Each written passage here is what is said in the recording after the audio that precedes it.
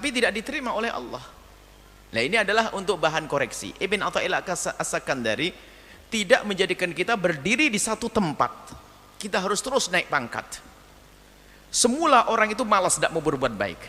Tapi apakah semua orang berbuat baik nanti selamat? Diingatkan lagi. Mula-mula dari tidak mau berbuat baik dibawa ke wilayah berbuat baik. Di antara yang berbuat baik ada yang nggak diterima, ada yang diterima. Makanya dikasih tahu Ibn Athaillah As-Sakandari, awas, hati-hati ya.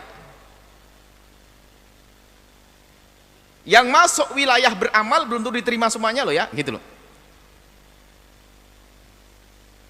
Ibaratnya di sebuah pendaftaran sekolah. Daftar mau masuk sekolah. Didaftar tapi belum diuji. Apakah sudah pasti diterima? Belum tentu. Nanti ada yang sudah didaftar tidak diterima. Yang sudah diterima ada yang nggak lulus nanti ujung-ujungnya.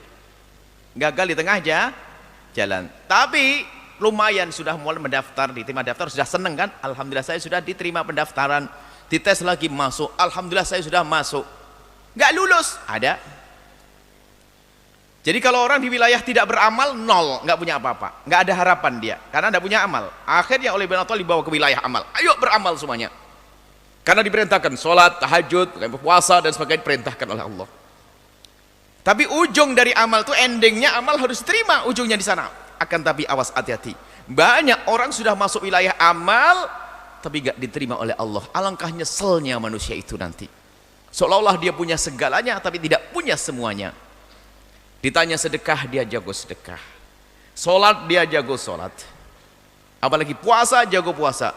Ternyata dilihat pahalanya nggak ada qabul, nggak diterima oleh Allah Subhanahu wa taala. Nah, ini pensyarah hikam menjelaskan apa yang menjadikan amal tidak diterima.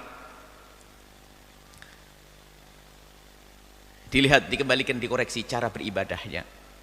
Mungkin dia bersedekah bukan karena Allah. Lihat, dia sudah bersedekah. Dimudahkan dia bersedekah, cuman tidak tulus. Dia hanya pengen disanjung. Allah tidak lihat amal itu. Alangkah banyaknya hamba seperti itu. Dia melakukan sholat bukan karena Allah. Dia hanya ikut-ikutan. Pintu ketaatan dibuka, tapi tidak diterima oleh Allah. Sholat beribadah dengan hawa nafsu. Dan ini ada imamnya, orang berbuat ibadah semacam ini mengikuti hawa nafsunya, bukan karena Allah. Sehingga amal ibadah yang dilakukan menjadikan itu terpuruk. Karena hati yang nggak benar, maka masuk wilayah sombong. Imamnya siapa? Imamnya imam iblis. Imamnya imam iblis. Iblis itu jago ibadah. Futihalahu babut ta'ati. Telah dibuka untuk iblis pintu ketaatan oleh Allah. Tidak ada amal baik yang bisa dilakukan seorang hamba kecuali iblis pasti bisa melakukannya waktu itu. Sehingga tidak ada bumi yang diciptakan oleh Allah, tidak ada sejengkal tanah kecuali iblis pernah sujud. Jadi ini pernah disujudi iblis ini. Begitu hebatnya iblis. Futihalahu babut ta'ati. Dibuka oleh Allah untuk iblis pintu ketaatan. Tapi ujungnya Allah tahu tidak diterima amalnya. Kenapa? Ada kesombongan di dalam hatinya.